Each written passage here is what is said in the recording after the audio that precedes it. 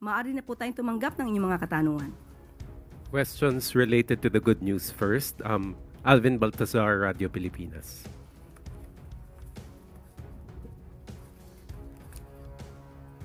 Good afternoon po. In connection doon sa third good news natin, following the arrest of the three three suspects in the kidnapping slay case, the Philippine National Police has formed a joint anti-fake news action committee to reinforce its commitment to truth in information. Does the Palace agree with the move of the Philippine National Police that there are efforts of misinformation and disinformation that threaten public trust, peace, and national stability? Yes, opo. Napakaganda po niyang gagawin. Dahil kanina lamang po ay nagkaroon po tayo ng pag-meeting kasama po ang CDICT Secretary Aguda, kasama po ang Pangulo, at pinag-uusapan po kung paano talaga pong mapapahinto itong fake news. Kamakailan lamang po ay nalaman din natin itong good news natin na nahuli na nga po ng PNP Anti-Kidnapping Group ang tatlong suspect dito sa nasangkot sa kaso ni Mr. K. Pero meron pa rin mga fake news peddlers na nagsasabi na ang mga nahuli daw ay mga fall guys lamang. Ito ay hindi maganda na mula sa mga fake news peddlers o sa ibang mga tao na nagsasabi na ang ibinabalita mismo ng gobyerno at ng mainstream media ay fake. Kaya lahat po tayo, hindi lamang po ang pamahalaan, hindi lamang ang administrasyon, pati po kayo lahat sa mainstream media at mga responsible social media content creator. Magtulong-tulong po tayo na sugpuin ang fake news na ito. Dahil sabi nga natin, kapag ang fake news ay lumaganap, mismo sarili nating pagdidesisyon ay maaari na tayong magkamali dahil ito ay impluwensya lamang ng fake news. Ace Romero, Philippine Star.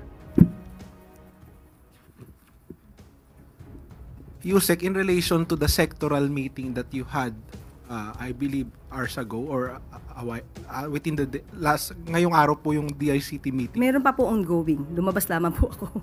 Okay. Pero meron na po bang mga direktibang nilabas ang Pangulo patungkol dun sa sinasabi ninyong paglaban sa disinformation? Meron po. Pero hanggat hindi pa po natin ito nadidetalye o nakukumpleto, hayaan niyo po munang hindi ko muna to sabihin. At kapag po nakumpleto na po ang mga detalye at kaya na po itong i-implement, ibibigay po namin sa inyo ang mga detalye.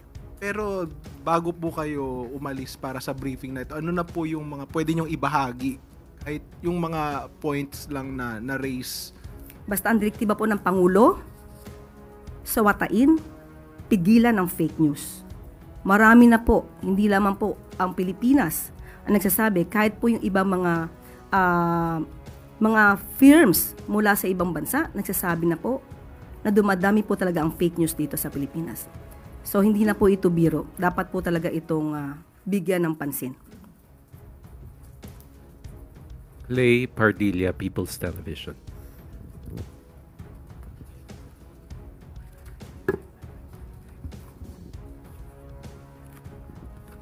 Good morning po, Yusek Claire. Connected po ito sa question. Ito naman po ay sa fake accounts.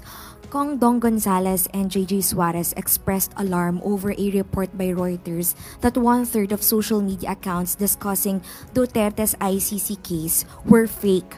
The report claimed ghost accounts and paid influencers were part of an organized effort to defend Duterte and shape public opinion before the elections. Where does the palace stand on this report, and when will users start seeing the results of government's efforts against the surge of fake accounts? Katulad ng aking nasabi, we just had a meeting, sectoral meeting a while ago, and there is still ongoing meeting with the President. So, kung ano man po yung detalye po, ang masasabi ko lamang po, madiin po ang direktiba ng ating Pangulo na sawatain, pigilan ang fake news. Hindi po ito nakakaganda sa gobyerno, hindi po ito nakakaganda sa ekonomiya, at hindi rin po ito nakakaganda sa taong bayan. Sam Medinilla, Business Mirror. Good morning, ma'am. In relation, ma'am, regarding dun sa sectoral meeting with the President at saka the ICT this morning, bukod po sa fake news, may other matters pa po ba na pag-usapan? Like internet connection enhancement or cybersecurity during po dun sa sectoral meeting? Thank you po. Meron po. Ang pinag-uusapan din po natin ay magkaroon ng magandang connectivity. Isa po ito sa proyekto ng ating Pangulo. Pero kung ano man po yung ibibigay natin na magandang serbisyo para sa taong bayan, hindi ko po muna ibibigay yung pinakadetalye. Siguro by June ay mararamdaman na po ito ng taong bayan. Pero hindi ko muna po sasabihin yung mga detalye. Thank you po, ma'am.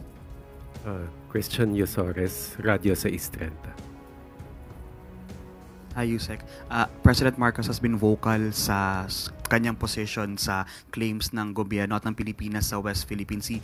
Ano po yung naging reaction niya doon sa balita nga po na lumabas na sa Google Maps yung West Philippine Sea? Definitely po, masaya po ito. Nakakatuwa po ito. Parang kung di po tayo nagkakamali ay last week pa po ito na balita. Kaya po alam namin kung gaano po yung kasiyahan, hindi lamang ito para sa atin, no? Para ito sa buong bansa. Masaya na makilala ang West Philippine Sea kahit na ang iba ay sinasabing gawa-gawa lamang daw ang West Philippine Sea. Muli, dahil nagkaroon ng pagkilala sa isang platform katulad po ng Google Maps, ito po ay isang ipinagpupunyagi po natin dahil isa to ay sa pagkilala ng West Philippine Sea ay sa atin. Moving on to other news, Maricel Halili, News 5. Magandang tanghali po, Yusek. Merong lumabas na Pulse Asia survey na nagpapakita na malaki po yung ibinaba ng approval at trust ratings ni President Marcos. How concerning is this for the President? Nalaman po natin na ang respondents dito ay 2,400. So sa 2,400, hindi naman po ito nagre-reflect ng sentimiento ng kabuuang more than 100 million people or Filipinos in the country. But dahil nga nakita at nabanggit natin itong mga fake news, sumasalamin din po ito sa impluwensya ng mga fake news na nagkakalat. Katulad na sinabi, meron ngang findings na nabanggit ang Reuters at ito ay galing sa isang Israel-based data intelligence firm or disinformation security firm. And I quote, "The level of coordinated disinformation seen in the Philippines was far above the typical 7% to 10% range of online conversations globally about highly sensitive or polarizing issues." End quote. So, kung ang mga tao man na ito ay nagbigay ng kanilang mga opinyon, maharahil ay bunga ito ng mga fake news. At kung ito man ay totoong nagkaroon ng pagsagot, hindi na naman ito pabayaan ng gobyerno dahil dapat natin malaman ang mga respondents, saan ang mga respondents, ang mga respondents ba ito ay nakakatanggap ng totoong news o naiimpluwensyahan ng fake news. So ang mga respondents ba na ito ay hindi nakakarating ang tulong ng gobyerno? So dapat din po nating malaman ito sa parte ng administrasyon. At kung ano man po ang nagiging desisyon ng Pangulo at ng administrasyon at ito'y magre-reflect sa isang survey, na naisin pa rin po at ipapatupad pa rin po ng Pangulo kung ano ang nasa batas, kung ano ang tama, at hindi kung ano po ang sasabihin sa isang survey. Pero, ma'am, considering that the survey was conducted from March 23 to 29, or just a few days after the arrest of the former president, sa tingin po ba ng Malacanang gaano kalaking factor yung politika sa naging resulta ng survey, especially yung nangyari kay former president? Okay, lumalabas nga po dito na bumaba di umano ang rating, no, approval rating ng Pangulo. Pero sabi nga po natin, ito ay titignan pa rin po ng administrasyon. Hindi naman po natin, hindi papansinin kung ano ang mga sinasabi ng survey. Pero muli, 2,400 ay hindi po ito kabuuan na sentimiento ng buong Pilipinas. Magtatrabaho pa rin po ang Pangulo, katulad ng aking sinabi, kung ano ang tama, kung ano ang sa batas. Hindi dahil ito ang idinidikta ng tao na hindi naman naaayon sa batas. Ma'am, last point. During the interview of Pulse Asia President Ronald Holmes over True FM, kanina lamang po ito, ang sabi niya, isa daw marahil sa dahilan ng pagtaas din ng disapproval rating ni PBBM ay yung pagtugon sa pangunahing problema like yung matataas na presyo ng bilihin, kakulangan sa kita o yung sahod at yung paglaban daw po sa katiwalian. Where do you think the problem lies? Una, tignan natin. Nabanggitan natin, nagpakita na po tayo dito, nakausap na rin po natin at natanong po ninyo ang mga heads po ng ibang mga departamento patungkol po dito. Halimbawa po yung walang gutom program. Kaya nga, ang tanong po natin dito, 2,400, nakakarating po kaya ang serbisyo ng gobyerno? Pangalawa po, sinasabi po natin, di ba, na walang trabaho. Yung tungkol sa sweldo. Binanggit na rin po natin ang direktiba ng Pangulo patungkol po sa pagtaas ng sweldo sa pamamagitan po ng Regional Tripartite. So, hindi po yan tinulugan ng Pangulo. Yan po ang direktiba para po tumaas ang sweldo ng ating mga kababayan. So, kung ano, saan man nanggagaling po itong opinion ni Holmes, Mr. Holmes, okay? Yan ay kanyang opinion. Siguro mas maganda rin po na malaman niya kung ano ba talaga yung katotohanan. Baka po kasi nasasapawan ng good news ng mga fake news. Maris Umali, GMA Integrated News. Good afternoon, ma'am. Ma'am, before I proceed to my question on kidnappings, may I just do a follow-up question on the question of Maricel?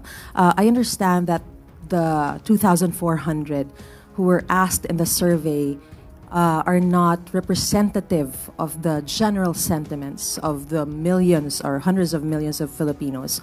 But are you alarmed or are you concerned by the fact that survey results somehow shape the decision-making of individuals, especially when it comes to elections or since we already have an upcoming election? Yeah, that's the reason why we have this directive from the President that we should curtail fake news. Since day one that we had been appointed, we were tasked to do our job, to spread the truth and not fake news.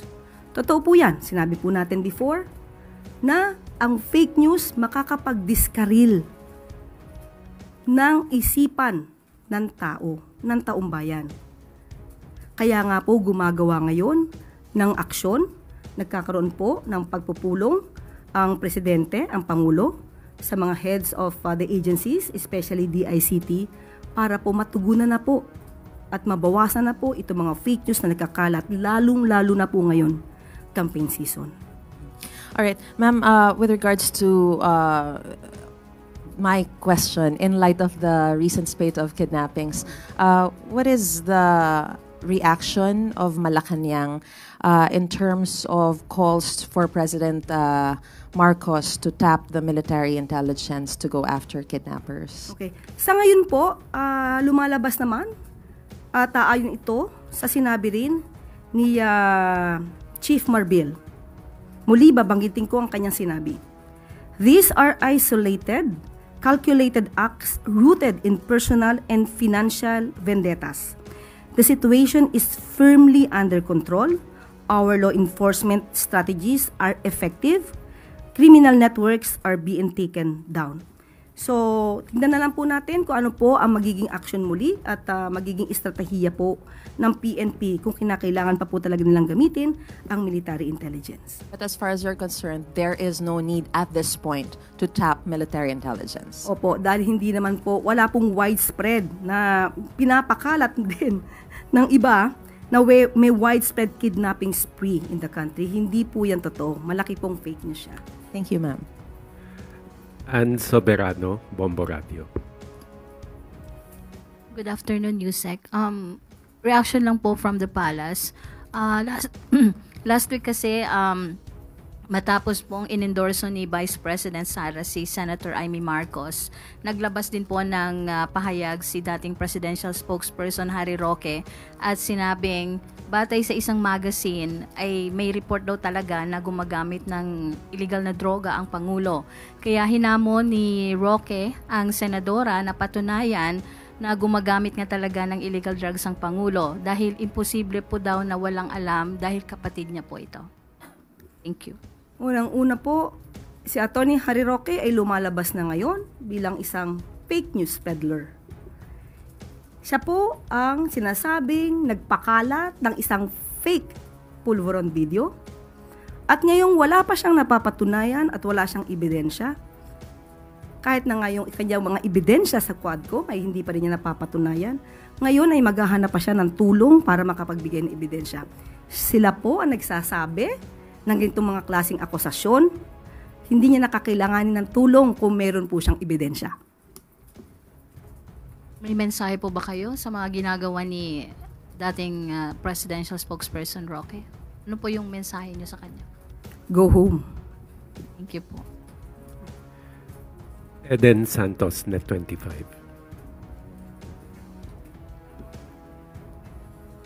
Yusek, good morning po. Wala po bang plano ang Marcos administration na humingi po ng tulong sa Interpol para maaresto sina Attorney Harry Roque at Maharlika na sinasabi niyo pong sila yung nagpapakalat ng fake news regarding dun sa Polvoron video para po, since meron naman po tayong maigting na cooperation sa Interpol para naman po, sabi niyo nga, makabalik din sila dito para harapin yung kaso na isinampa po sa kanila inciting to sedition, if I'm not mistaken.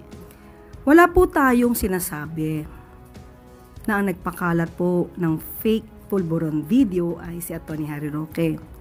Siya po mismo ang nagsabi nito sa isang maisog rally sa Vancouver. At hindi rin po tayo ang nagsabi nito, kundi yung isang blogger or vlogger na si Pebbles Cunanan. Pero ito na may base sa kanyang mga sinabi sa kanyang talumpati sa maisog rally. Sa ngayon po, nakipag-usap po tayo sa DOJ at wala pa pong nasasabing naisap pang kaso sa korte. So wala pa po itong lumalabas na warrant of arrest issued by the court. So hindi pa po natin kakailanganin kung ano man po ang hihinging tulong mula sa Interpol. At hahayaan po muna natin ang DOJ sa kanila magiging action patungkol po dito. But as of the moment po, wala pa pong anumang update patungkol dyan. Bakit po wala pang naisasampang kaso? Well, in fact, ang NBI po ay nagsabi na yung mga fake news peddlers na nasa bansa at nasa ibang bansa ay kanilang aarestuhin. Medyo nagkakaroon po ba ng delay sa pag-file ng kaso laban sa kanila or hindi pa rin po ganon ka bigat or kaano yung ebidensya para sila po ay masampa ng kaso? Ang bigat po ng ebidensya ay makikita nyo naman po sa kanilang mga sinasabi. Ito po ang kaibahan siguro ng ating administrasyon sa kasalukuyang administrasyon. Binibigyan po natin ang bawat suspect or respondents ng due process. Kailangan po nilang ma-enjoy, kailangan din po nilang ma-enjoy this right to due process. Hindi po ito basta-basta maghuhusga. Kailangan po itong dinggin, bigyan po sila ng karapatan na sumagot, mag-file ng kanilang counter affidavits. Doon na lang po sa last question po yung pagpapatawag po ng meeting ni Pangulong Marcos sa iba't ibang head of agencies na para pag-usapan yung fake news at tila ito po ba ay nagbigay ng pagkabahala sa Pangulo yung pagsadsad po ng kanyang ratings kaya po nagkaroon ng ganitong pagpupulong? Hindi po nabahala ang Pangulo sa anumang rating sa survey. Sabi natin kanina, ang Pangulo, kahit ano man ang rating, mataas, mababa, magpapatuloy siya sa kanyang trabaho. Hindi po siya mapapahinto ng anumang survey. Basta ang gagawin lamang po ng Pangulo ay gumawa ng naaayon sa batas at magtrabaho ng tama. Ang pagpapatawag po sa DICT ay para pag-usapan po ang paghinto ng fake news at yung tungkol po sa magiging good news po natin patungkol sa connectivity para sa mga kababayan po natin. Yan po yung dahilan ng meeting. Last two questions. Alvin Baltazar, Radio Pilipinas.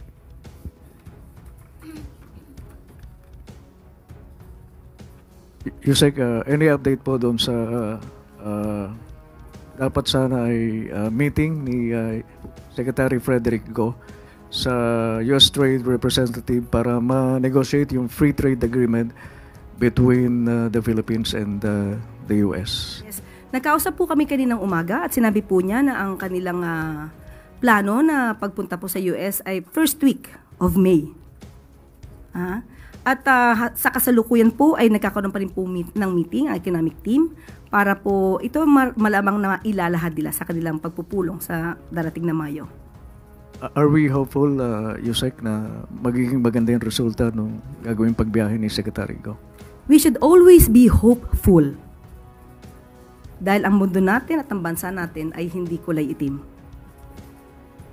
Salamat po, Yusek. Finally, Sam Medinilla, Business Mayor.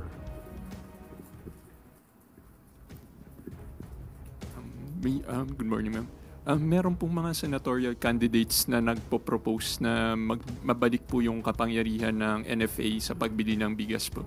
Meron na po bang proposal yung economic managers or economic team pagdating doon sa legislation para ma-implement yung proposal na? Actually po, matagal na po nagkaroon ng proposal ang administrasyon para mabigyan po ng sapat na kapangyarihan ng NFA. Gusto natin ipabatid na kapag po nabigyan natin ang karapatan ng NFA na makapagbenta ng diretsyo sa taong bayan at makontrol ang presyo ng bigas, hindi po tataas ng ganito ang presyo ng bigas. Dahil sa kasalukuyan po, because of the rice tarification law, na ang author ay si Senator Cynthia Villar, ay ang nag-i-import po dito ay mga private companies. Hindi po nahahayaan ang government na mag-import. Kung government sana through NFA, government to government, mas maganda po ang tsansang mabigyan po tayo ng mas murang presyo para po maibigay din natin sa taong bayan. Dahil dito sa rice tarification law, nawalan po ng kamay ang NFA at pati po ang pag-regulate ng presyo ng NFA ay hindi na po na ipapasatupad. Ang nangyayari po ngayon ng NFA, makakapagbenta lamang po sa Kadiwa, sa FTI, sa LGU. So yun po ang hindi maganda sa provision na ito. Kaya po noon pa po hinihiling ng administrasyon na magbigay po ng power, magkaroon ng amendments ang RTL patungkol po sa karapatan at authority at power ng NFA. Pero to ay hinadlangan po ni Senator Cynthia Villar. So kayo na po ang mag-research kung paano ba napapakinabangan ng mga importers. Alamin niyo na rin po kung sino ba ang malalakas mag-import ng bigas. Thank you, Yusek. Follow-up question lang po. May mga lawmakers na po kayang nakipag-coordinate sa Malacanang para i-push yung legislation nun? At kailan po kaya balak ng Palas na i-push yung legislation? Sa 19th Congress or sa next Congress? Malamang sa next Congress na po kasi magkakaroon muli. Dahil nga po ito ay nahadlangan ni Senator Cynthia Villar. Magkakaroon muli propose amendments para po magkaroon muli ng authority, power, and NFA. Ito naman po ay para sa taong bayan, para po ma-regulate natin ang presyo ng bigas. Kung may problema man po sa sinasabing NFA sa mga nagpapalakad, hindi po ba dapat ang tanggalin ay yung mga NFA na pinagdududahan, ang kredibilidad at integrity, hindi ang power ng NFA? Thank you po. Thank you, Yusek Claire. At yan po nagtatapos ang ating press briefing sa ngayon. Magandang tanghali para sa Bagong Pilipinas.